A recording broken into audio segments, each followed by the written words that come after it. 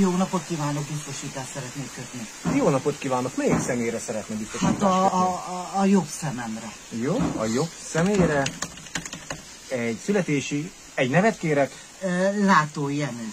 Látó Jenő, nagyon találó név magához. Mikor született? 1985. Jó. Foglalkozása?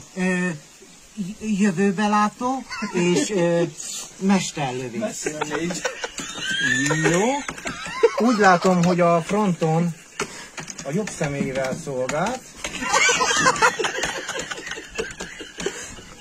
Nagyon éles. Egy cigarettát. Persze, kapott egy cigarettát. Parancsoljon. Ott, kérem, igen.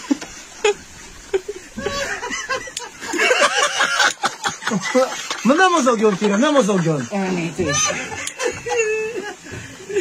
Igen? Jó. Majd egy aláírás szeretnék kérni, mert a személyére én nem vállalok biztosítást teljes mértékben. Várjon. Maga tényleg... Nagyon jó, köszönöm.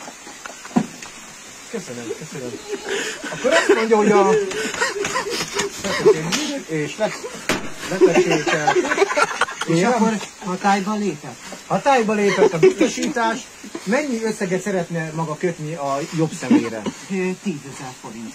10 000 forint. Jó, rendben.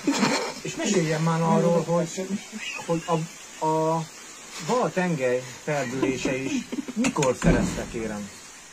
Nagyon fontos. Régen, jó?